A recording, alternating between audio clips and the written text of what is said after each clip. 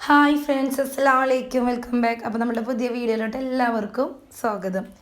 അപ്പോൾ ഇന്നത്തെ വീഡിയോ എന്താണെന്ന് വെച്ചാൽ, ഞാൻ ഇതിന് മുൻപുള്ള വീഡിയോയിൽ പറഞ്ഞിട്ടുണ്ടായിരുന്നു കാക്കു നാട്ടിലെത്തിയിട്ടുണ്ട്. കാക്കു സർപ്രൈസായിട്ട് ഒരു 15 ദിവസത്തിന് നാട്ടിൽ വന്നതാണ്. അപ്പോൾ നമ്മുടെ മെയിൻ എയിം എന്താണെന്ന് വെച്ചാൽ, കുട്ടികൾക്കൊക്കെ വെക്കേഷൻ ടൈമാണല്ലോ, അപ്പോൾ നമ്മൾ മക്കളെ കൊണ്ടൊന്ന് പുറത്ത് പോകുക എന്നുള്ളതാണ് കേട്ടോ. അപ്പോൾ കാക്കു വന്നതിൻ്റെ പിറ്റേ ദിവസം മോള് പറഞ്ഞു നമുക്ക് ബീച്ചിൽ പോകാമെന്ന് പറഞ്ഞു. അപ്പോൾ നമ്മൾ കോഴിക്കോട് ബീച്ചിൽ പോകാമല്ലോ എന്ന് വെച്ച് ഇറങ്ങിയതായിരുന്നു. പിന്നെ കോഴിക്കോട് നിന്ന് കറങ്ങി അടിച്ച് നമ്മൾ ലാസ്റ്റ് ബേപ്പൂർ ബീച്ചിലെത്തിയിട്ടോ. ഒരു 3:30 ആയപ്പോഴേക്കാണ് നമ്മളവിടെ എത്തിയത്. അവിടെ ക്ലൈമറ്റ് എന്ന് പറയുന്നത് ഭയങ്കര വെയിലായിരുന്നു കേട്ടോ. വെയിലാകുമ്പോൾ നമുക്ക് മോളെ അവിടെ ഇറക്കാനൊന്നും പറ്റിയിട്ടുണ്ടായില്ല. അപ്പോൾ കുറച്ച് ടൈം നമ്മൾ തണലോരത്ത് ചായയൊക്കെ കുടിക്കാൻ വേണ്ടിയിട്ട് ഇരുന്നിട്ടുണ്ടായിരുന്നു. അപ്പോൾ അവിടുന്ന് നല്ല ചൂട് പരിപ്പ് വട, പഴംപൊരി, അതുപോലെ അവരുടെ മെയിൻ ഐറ്റമാണല്ലോ നമ്മളുടെ ഗ്രീൻ പീസും സവാളയുള്ള ഒരു കൂട്ട്, അത് വെച്ചിട്ട് നല്ലൊരു ഇതും കഴിച്ചിട്ടുണ്ടായിരുന്നു കേട്ടോ. നല്ല ടേസ്റ്റ് ഉണ്ടായിരുന്നു. പിന്നെ പരിപ്പോട് ഒരു രക്ഷയില്ല, അടിപൊളി. നമുക്ക് ഈ ബീച്ചിൻ്റെ സൈഡിലൊക്കെ പോയാൽ ആദ്യം മനസ്സിലോടിയൊരു ഉപ്പിലിട്ട മാങ്ങ, അതുപോലെ ഉപ്പിലിട്ട ഐറ്റംസ്, അതുപോലെ നമ്മളെ ഗ്രീൻ പീസ്, പിന്നെ അവിടെ അവർ പറയുന്ന കക്ക, പിന്നെ നല്ല എണ്ണക്കടികളൊക്കെ, ഇതൊക്കെ അവിടെ ഇരുന്ന് കഴിക്കുന്ന വേറൊരു വൈബാണ് കേട്ടോ. നമ്മൾ കുറച്ച് വെയിലത്താണ് എത്തിയെന്നുണ്ടെങ്കിലും നമ്മളവിടെ ഇരുന്നിട്ട് ഇത് കഴിച്ചിട്ടുണ്ടായിരുന്നു. 3:30-4 മണി കറക്റ്റ് ചായയുടെ ടൈം ആയതുകൊണ്ട് തന്നെ നമ്മളവിടെ ഇരുന്ന് കഴിച്ചു. നമ്മൾ ഫസ്റ്റ് എത്തിയത് ബേപ്പൂർ ബീച്ചിലായിരുന്നു കേട്ടോ.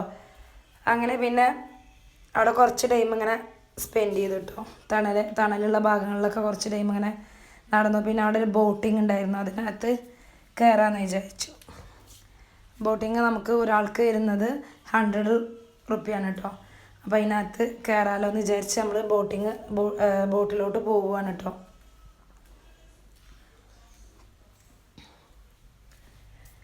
അങ്ങനെ മോനും മോളും അതുപോലെ നമ്മളും കൂടെ ബോട്ടിൽ കയറി. നമുക്ക് ബോട്ടിൽ ഗൈഡ് ചെയ്യാൻ വേണ്ടിയിട്ട് ഒരാളുണ്ടായിരുന്നു.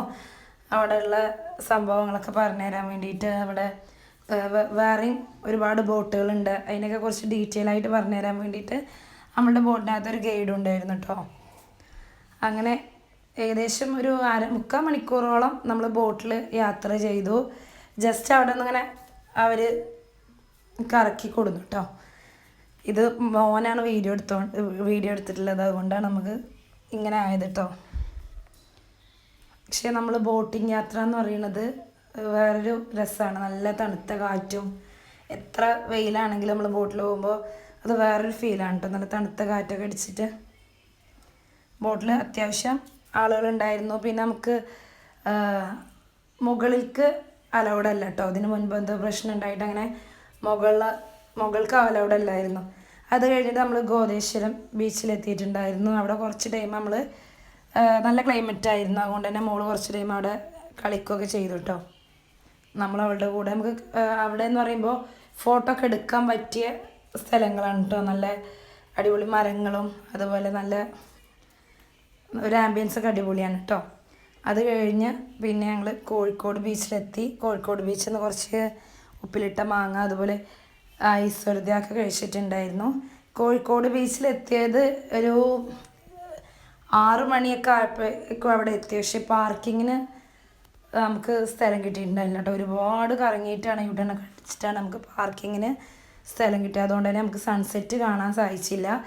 പിന്നെ നമ്മൾ കോഴിക്കോട് കുറച്ച് ടൈം അവിടെ ബീച്ചിന് അരികിൽ കുറച്ച് ടൈം പോയിരുന്നു. മോൾക്ക് കുറച്ച് ടൈം അവിടെ കളിച്ചു.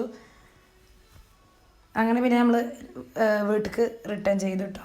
പോരുന്ന വഴിക്ക് നമ്മളുടെ ഫേമസ് ആയിട്ടുള്ള ടീ നമ്മൾ നല്ല ഷവായും അതുപോലെ പൊറാട്ടയും ഷവർമയൊക്കെ കഴിച്ചിട്ടുണ്ടായിരുന്നു.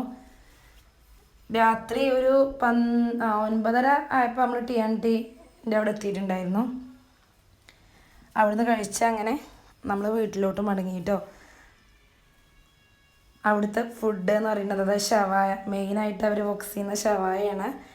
അടിപൊളിയാണ്, ഒരു രക്ഷയില്ല, അത്രയും അടിപൊളി എന്ന് തന്നെ പറയാം. പിന്നെ മോള് ഷവർമയാണ് കഴിച്ചിട്ടുണ്ടായിരുന്നേ.